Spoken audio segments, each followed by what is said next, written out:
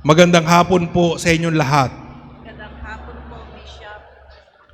Magandang tingnan po natin ang banal na santatlo, ang Diyos Ama, ang Diyos Anak, at Diyos Espiritu Santo. Ang sinasabi, ang Diyos Ama ay yung naglikha ng sanlibutan.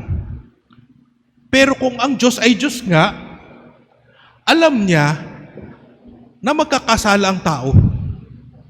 Alam niya na si Eva, kakain ng mansanas, pagsuway sa utos ng Diyos. Ganon din si Adan. Alam ng Diyos yun. Because God is eternal, was no beginning and was no end, alam niya bago pang mangyari yan. Bakit hindi na lang ginawa ng Diyos? Tapusin na lang. Wala na lang. Wag na lang.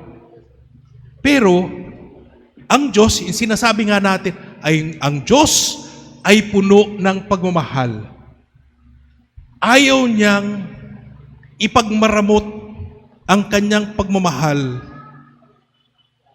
Kaya kahit ang consequence po nun, pag itutuloy yung paglilikha, ang consequence po nun ay mamamatay ang kanyang anak. May mag-aalay yung kanyang anak ng buhay niya. Pero kahit yun, hindi niya pinagmaramot. Tinuloy niyang ibigay o tinuloy niyang likhain tayo out of love so that we will experience His love. Iba, no? Ngayon kasi, iba na ngayon. Di ba? Bakit nga ba konti na lang ang anak ng mga pamilya ngayon, ng mag-asawa? Magkakaanak sila, isa, dalawa, okay pa nga yun kung may isa o dalawa. Minsan walang anak kasi natatakot magkaanak, mahal magpaaral, mahal magpagamot. Mag-aalaga na lang ako ng aso o ng pusa. Hindi ba? Dahil natatakot. Ang Diyos, buong tapang niyang itinuloy ang kanyang paglilikha. Dahil nais niyang ipaabot sa tao ang kanyang pagmamahal. Hindi niya pinagmaramot yung kanyang pagmamahal. Tapos, pagdating kay Jesus, ganun din. Jesus could have chosen not to be incarnated. Pero sinunod niya ang plano ng kanyang Ama para sa ating kaligtasan. Ano yung pinakamabigat na consequence ng kanyang pagsunod? Hindi po yung ma-humiliate siya na maging tao siya. Diyos siya pero naging tao. Naging bata. Hindi pa yon, okay pa yon. Tapos habang lumalaki, para baga siyang natututo ulit sa mga mangingisda, sa karpintero. Pero hindi pa yon.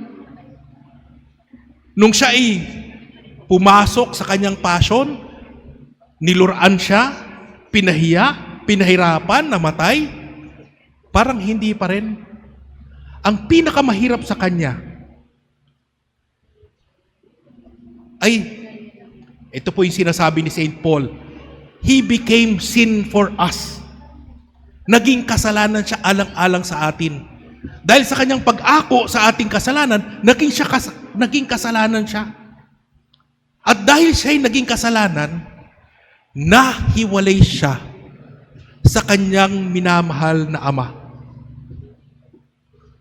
To be separated from your beloved. He was willing to do this out of His love for us. Isipin nyo.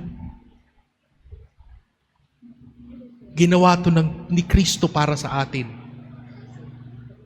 At ngayon, ang nangyari, nung si Kristo ay umakyat sa langit, at ipinadala niya ang Espiritu Santo sa atin, ang Espiritu Santo ang gumagabay at nagbibigay buhay at sigla sa simbahan.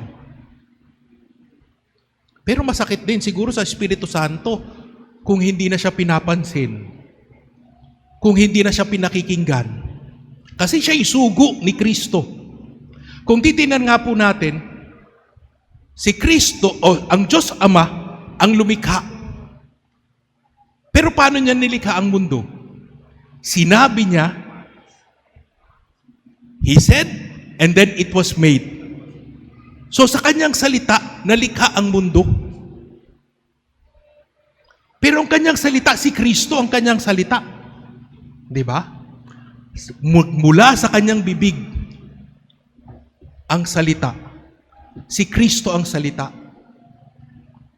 So makikita natin, nagmula sa bibig ng Diyos si Kristo. Pero ang nakakatuwa po dito, nagmula rin sa bibig ni Kristo ang Espiritu Santo. Kailan? Yung pangalawang beses pong nagpakita si Kristo, yung muling nabuhay sa mga apostol, ang mga apostol po ay natitipon sa isang silid. Nakapinid ang pinto dahil sa takot sa mga Hudyo. Ano nangyari noon? Pumagit na siya, sabi niya, sumainyo ang kapayapaan. Pinakita niya ang kanyang kamay, pinakita niya ang kanyang tagiliran. Tuwang-tuwa ang mga apostol. Sumula sa takot, papuntang galak. Pero hindi pa rin doon natapos. Ano nangyari? Sabi niya, sumainyo ang kapayapaan. Kung paano akong pinadala ng aking Ama, pinadadala ko rin kayo. So, mula sa takot, papuntang galak, papuntang misyon. So, hindi natatapos sa tuwa itong ating pagkakilala sa Diyos. Ito'y dapat mauwi sa misyon. Kaya po, mamaya, meron po tayong ibibless. Magaling po sa Neo-Catechumenate, mga Neo-Catechumens.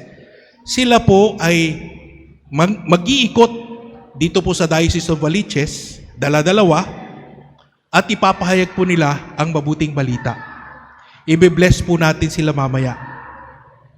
Nakita ko rin po na dito po naka-uniform po ang mga Tertians ng Holy Trinity. Very similarly, ito po yung pagbibigay ng sarili. Ito po yung pagbibigay ng malasakit. Tulad ng malasakit ng Diyos Ama para sa atin, tulad ng malasakit ni Kristo para sa atin, tulad ng malasakit ng Espiritu Santo para sa atin. Kaya nga ba tayo, we are in the image and likeness of God dahil sa malasakit ng Ama, ng Anak, at ng Espiritu Santo. We are not just community. We are community that is bound by malasakit. At yan yung bumubuo. Pinag-iisa tayo ang ating sambayanan dahil doon sa malasakit na yon. Ngayon ang hamon sa atin, pwede tayong hindi pareho ng Neo-Catechumens na mangangalat kung saan pupunta sa Diocese of Novaliches. Pero tayo din, we have a mission for compassion, yung malasakit. Hindi natin kailangan pumunta ng malayo. We start at home. Paano natin ipinadadama yung malasakit natin sa bahay?